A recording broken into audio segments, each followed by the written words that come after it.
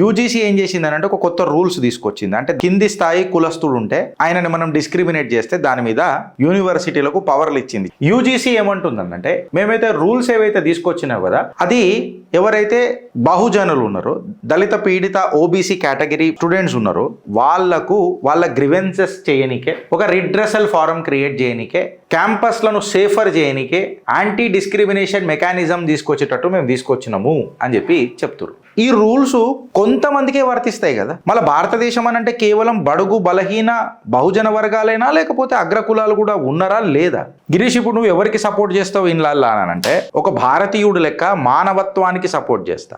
ఇవాళ ఈ ముద్ద ఏందని అంటే టీవీ డిబేట్లలో బీజేపీ కూడా కనబడతలేడు.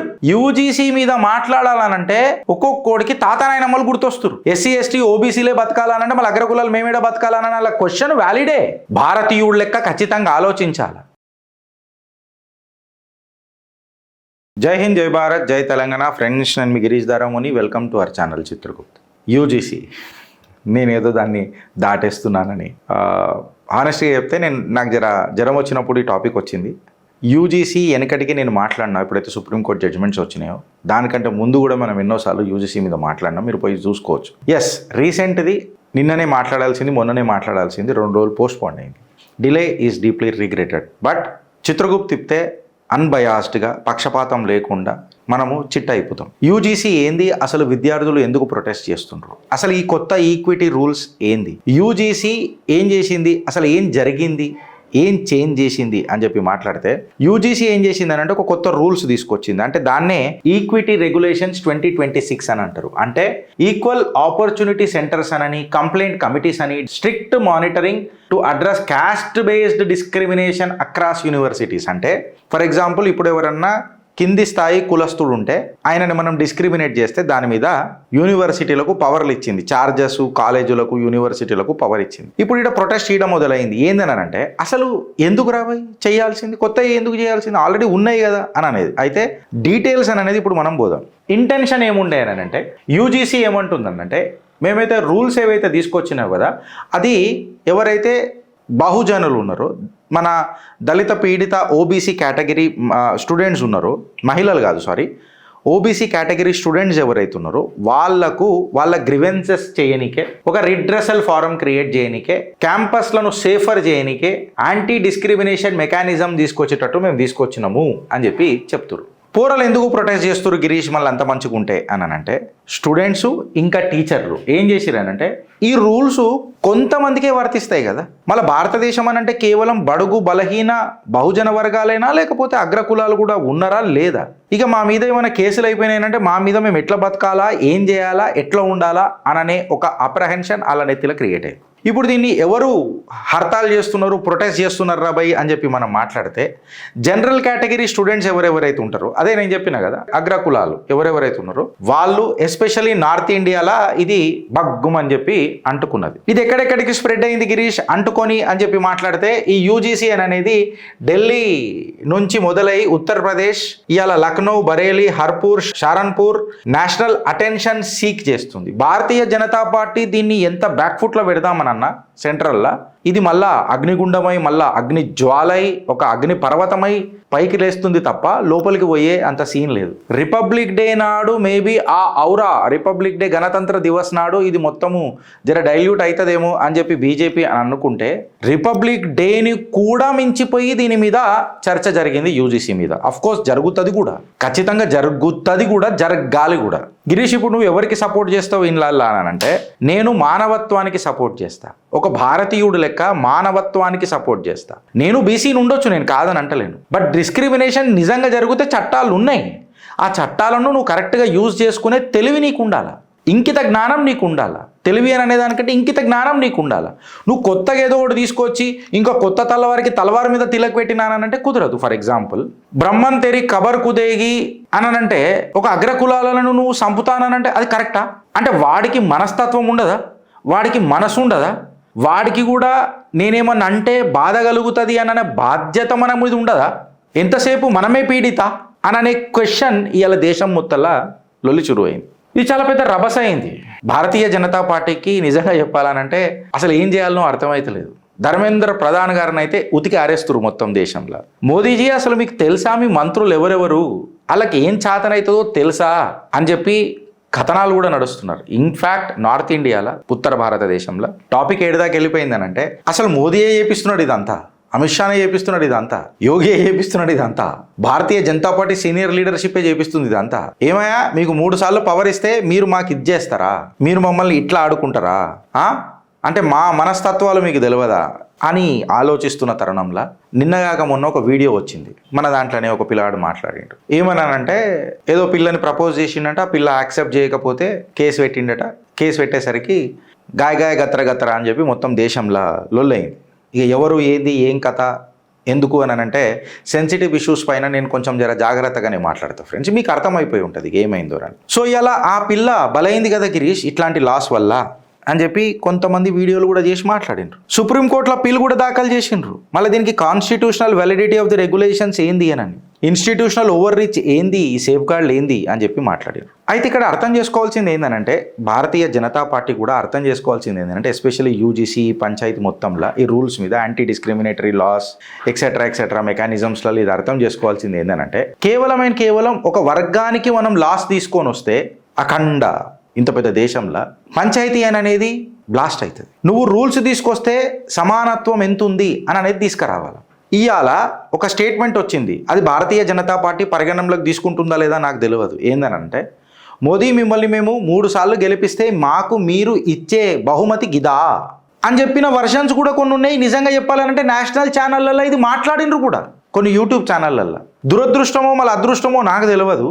మెయిన్ మీడియా మాత్రం ఉత్తర భారతదేశంలో కూడా పెద్దగా ఏం కవర్ చేయలే. వాళ్ళు ఏమనుకున్నారంటే అది మళ్ళీ ప్రభుత్వం ఒత్తిడి తీసుకొస్తే వాళ్ళు తీసుకోలేదా, లేకపోతే నిజంగానే వాళ్ళకి ఇది అర్థంగా అయి తీసుకోలేదా, అది పక్కకు పెడదాం. అసలు పంచాయతీ ఏడ మొదలైంది గిరీష్ ఇదంతా యూజీసీ ఎక్సెట్రా అది ఇది అని చెప్పి మాట్లాడితే 2 సుప్రీంకోర్టు డెసిషన్స్ ఉంటాయి. ఒక సుప్రీంకోర్టు దాంట్లోనేమో ఒక రకము, ఇంకొక దాంట్లో ఇంకొక రకము.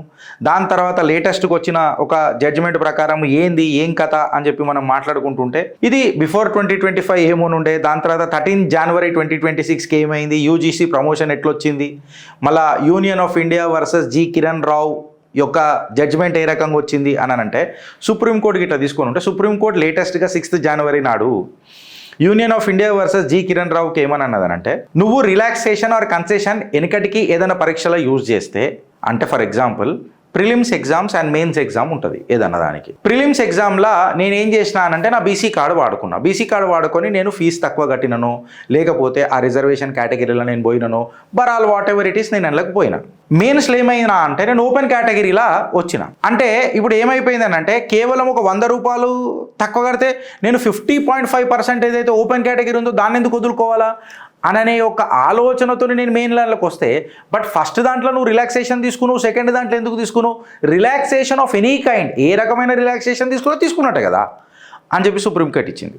ఈ యూజీసీ తీసుకొని వచ్చి ఈక్వల్ ఆపర్చునిటీ సెంటర్ అని, ఈక్విటీ కమిటీ అని, ఈక్విటీ హెల్ప్ లైన్ అని, ఈక్విటీ స్క్వాడ్స్ అని ఇవన్నీ తీసుకొని వచ్చి అంటే సమానత్వం, ఎవరికన్నా ప్రాబ్లం అయింది అని అంటే ఖచ్చితంగా దాన్ని పోలీస్కి అడ్మినిస్ట్రేషన్కి ఇచ్చిగా మనం లెఫ్ట్ రైట్ సెంటర్ల వాళ్ళ మీద యాక్షన్ తీసుకునేటట్టు. ఇది ఏమైపోయిందని అంటే ఇది గైడ్ లైన్లా లేకపోతే కంప్లైన్స్ రెజిమా అని చెప్పి పోరలు భయపడడం మొదలెట్టింది. కంప్లీట్గా లీగల్గా చాలా పెద్దగా ఉన్నది. నేను మీకు మోటా డాట్స్ కనెక్ట్ చేస్తున్నా. అంటే ఇప్పుడు ఇది ఏమైపోయిందని అంటే UGC can act against the institutions. అంటే ఫర్ ఎగ్జాంపుల్ ఒక ఇన్స్టిట్యూషన్ ఉన్నది, ఓ యూనివర్సిటీ ఉన్నది, అక్కడ ఎవరినో ఒక బడుగు బలహీన వర్గాలను ఎవరినో మనము ఒక డిస్క్రిమినేషన్ జరిగింది అనుకుందాం. డిస్క్రిమినేషన్ జరగంగానే ఏమైందంటే వాళ్ళు ఒక యాక్షన్ తీసుకుంటారు. సపోజ్ ఇది యూజీసీ నోటీస్కి పోయిందని అనుకో, ఆ యూనివర్సిటీకి ఫండ్స్ ఆపే అంత పవర్ కూడా యూజీసీకి ఉంటుంది. అయితే ఇప్పుడు ఇది ఏమైపోయిందని అంటే విద్యార్థుల మనసులల్లా, వాళ్ళ తల్లిదండ్రులల్లా, అక్కడ ఉన్న పనిచేస్తున్న సిబ్బంది ఇదంతా ఒక లొల్లు అయిపోయింది. ఏంటంటే కంప్లైంట్, స్క్వాడు,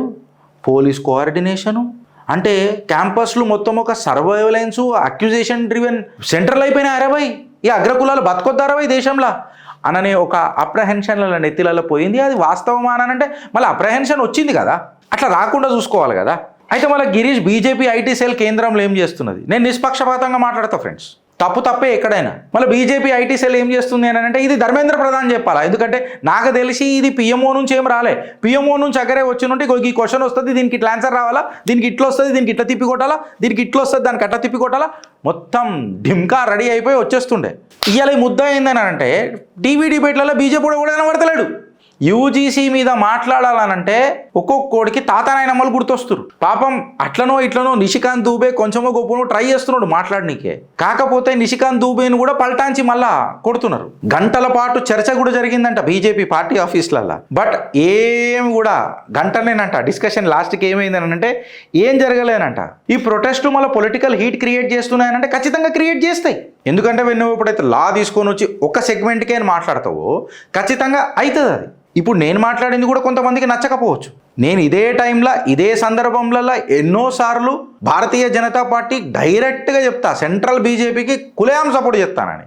బట్ వెనకటికి బడ్జెట్ అయినా కొన్ని సంబంధాలైనా ఫామ్ లాస్ అయినా కొన్ని విషయాలపైన మోదీజీ మీరు యూటర్న్ ఎందుకు చేసిరు మోదీజీ అని చెప్పి విమర్శించిన సబ్జెక్ట్స్ కూడా చిత్రగుప్తకి ఎన్నో ఉన్నాయి. బికాస్ సబ్జెక్టు రిఫరెన్సే మా కవచం. సో ఇప్పుడు ఈ యూజీసీ మళ్ళీ గిరీష్ ఏంది మళ్ళీ ఆఖరికి రిజర్వేషన్స్ గురించి నేను రిజర్వేషన్స్ మీద మాట్లాడతలే. నేను రిజర్వేషన్స్ జోలికి కూడా పోతలే, ఆ సబ్జెక్ట్ దగ్గరికే పోతలే. అది వేరే విషయం. నా పర్సెప్షన్ నాకుంటుంది. నేను న్యాయబద్ధంగా ఉంటా, చట్టబద్ధంగా ఉంటా. సుప్రీంకోర్టులో ఏవైతే కండిషన్లు పెట్టినాయో, రాజ్యాంగంలో ఏవైతే కండిషన్లు పెట్టినాయో నేను దానికి కట్టుబడి ఉంటా, దాని లోపలనే ఉంటా. దాని దాటి బయటికి రాను నేను. అయితే ఇప్పుడు ఇక్కడ హైలైట్ ఏంటంటే ఇవాళ ఈ నరేటివ్ని బీజేపీ తిప్పికొట్టలేదు. అయితే ఇప్పుడు నువ్వేమంటున్నావు గిరీష్, అయితే రాహుల్ గాంధీకి మళ్ళీ ప్రైమ్ మినిస్టర్ చేద్దామని అంటే ఒక్క నిమిషం సెంట్రల్ బీజేపీ కూడా గుర్తుపెట్టుకోవాలా. భారతీయుడు అనేటోడు అంత పిచ్చోడు కాదు. వాడు పిచ్చోడు కాదు కాబట్టే మీరు 3 సార్లు ప్రధానమంత్రి అయినరు. Or to that matter Bharatiya Janata party పవర్లకు వచ్చింది. మాకు తెలుసు, పిచ్చ క్లారిటీ ఉన్నది మాకు. ఏందనంటే రాహుల్ గాంధీ ప్రైమ్ మినిస్టర్ అయిన ఇంకేముంటుంది, పంగనామాలే పెట్టుకోవాలి. మాకు తెలుసు గద్దీ మీకు దూరం కావచ్చు, ఇది పొలిటికల్గా మిమ్మల్ని చంపకపోవచ్చు. కాకపోతే ఒకసారి మీరు అర్థం చేసుకోవాల్సింది ఏంటనంటే ఈ మధ్యలో మీ నరేటివ్లు కౌంటర్ ఇవ్వబడుతున్నాయి. బీజేపీ ఇది అర్థం చేసుకోవాలా. సెంట్రల్ బీజేపీ మీరు ఏదైతే ప్రవేశపెట్టిన పథకాలు ఎక్సెట్రా కొన్ని ఉంటున్నాయో దాని మీద విమర్శ వస్తున్నది. ఆ విమర్శకు మీ దగ్గర సమాధానం ఉండలేకపోతున్నది. మళ్ళీ దాని మీద మీరు ఏం మాట్లాడతారు అని అనేది ఒక పెద్ద ప్రశ్న. అది మీరు అంతర్గతంగా కూర్చొని చర్చించుకోవాలి. చాలా ప్రశ్నలు వస్తున్నాయి. భారతీయుల గురించి మనం ఆలోచిద్దాం తప్ప కులాల వారిగా మతాల వారిగా వీటిలెక్క కాదు కదా. సెక్యులరిజం అని అంటే గిదే కదా. కాంగ్రెస్ కూడా గదే మాట్లాడుతుంది కదా. మళ్ళీ వాళ్ళైతే కటాకట మోడల్లో సీదా జితనా ఆబాదీ ఉతనా హక్ అని చెప్పి మాట్లాడతారు. మళ్ళీ వాళ్ళ పార్టీ చీఫ్ మినిస్టర్ ఈడ అగ్రకులాల వాళ్ళు ఉంటారు. అది వేరే విషయం. వాళ్ళ పార్టీలో ఆ 4 తప్ప వేరే వాళ్ళు ఎవడు ఉండడు ఆ కాంగ్రెస్లో. అది వేరే విషయం. అది ఆల్టుగెదర్ డిఫరెంట్ విషయం. బట్ నేను బీజేపీ మళ్ళీ ఎథిక్స్ ఉన్న పార్టీ కదా. మళ్ళీ దానికి ఏమైంది అని అంటే మీ నరేటివ్లు సంపబడుతున్నాయి. దేశ ప్రజలు నరేటివ్లను చంపుతున్నారు. ఇప్పుడు ఏమైపోయింది అని అంటే వెనకటికి ఇదే చిత్రగుప్తులో ఇదే గిరీష్ దారామోని ప్రొయాక్టివ్ ఉంటుండే. ముందు చూపు అని అంటాం చూడు మనం, ప్రొయాక్టివ్ ముందు చూపుతో ఉంటుండే.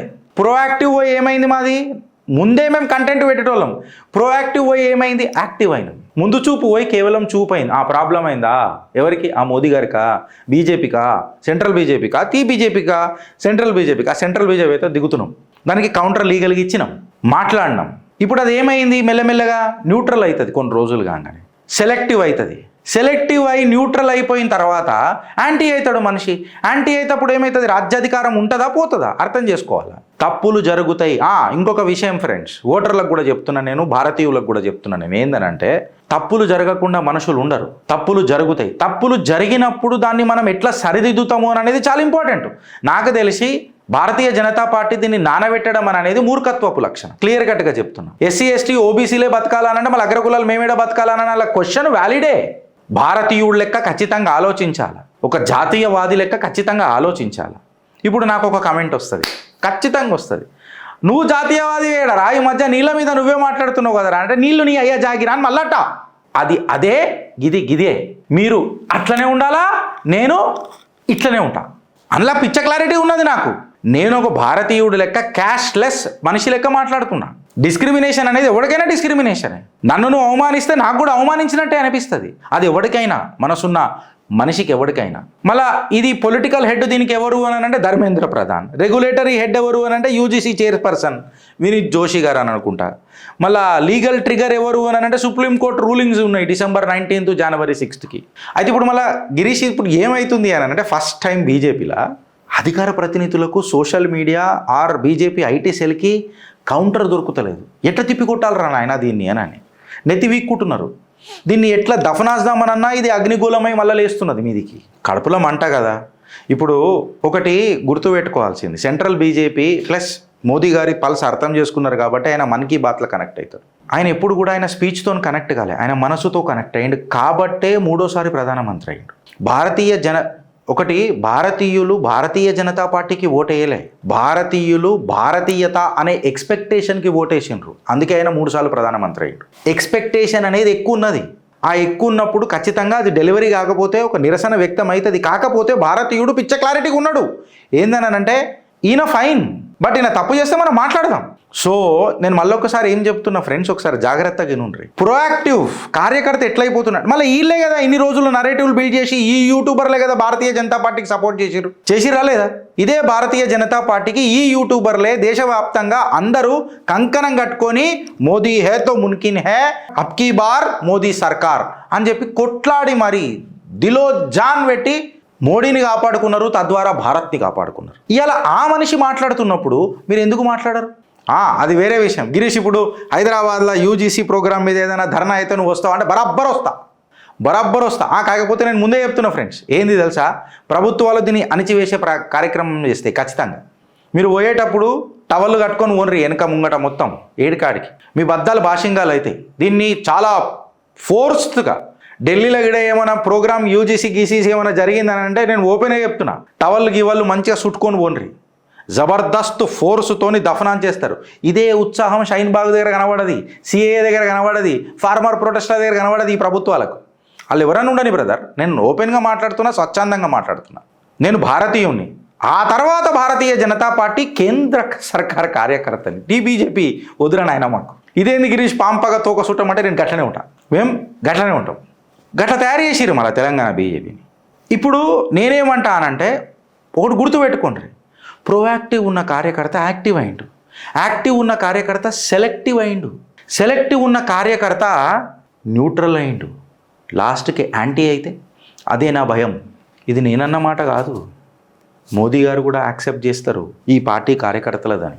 కార్యకర్తలు ఈ భుజాల మీద మోసిండ్రు కేవలం ఒకటే ఒక స్లోగన్తో, భారత్ మాతాకి జై అని అంటే అన్ని వదులుకొని వచ్చిండ్రు. సో ఏదన్నా లా తీసుకొని వస్తే నేనేమంటా, మోదీజీ ఆ మినిస్టర్నో ఈ మినిస్టర్నో, నేను మళ్ళొకసారి చెప్తున్నా, ఆ మినిస్టర్ నా అవకాశం కూడా ఉండకపోవచ్చు మీకు చెప్పే అంత, కానీ మీకు చేతులు జోడించి మీ పాదాలకు నమస్కారం చేసి కోరిక కోరుతున్నా, అసమర్థులు ఉన్న మినిస్టర్లు తెలంగాణలో ఉండని, దేశవ్యాప్తంగా ఎడనని ఉండని, వాళ్ళని జరిసేపు పక్కకు పెట్టుర్రి. మోదీజీ 3 సార్లు మీ ముఖం చూసి ఓటేసిరు భారతీయులు, వాళ్ళ ఎక్స్పెక్టేషన్స్ మీరు. ఇవాళ మీరు వీళ్ళని బలవంతులను చేస్తే ఈ బలవంతులు బలగాన్ని తయారు చేస్తలేరు. తెలంగాణ బీజేపీలో ఏమైంది ఇప్పుడు, దాని తర్వాత ఇవాళ నెక్స్ట్ చిట్టా అదే కథ ఉంటుంది. మీరు వినుండ్రి. నేను ఇప్పటికేం మాట్లాడుతున్నా, బీజేపీ ఈ కన్ఫ్యూజన్ క్రియేట్ చేయలే, ఒప్పుకుంటా నేను. కాకపోతే బీజేపీ ఈ కన్ఫ్యూజన్ని ఓన్ చేస్తుంది. మళ్ళా నువ్వు recruitment rules, clear public communication చేయాలి కదా.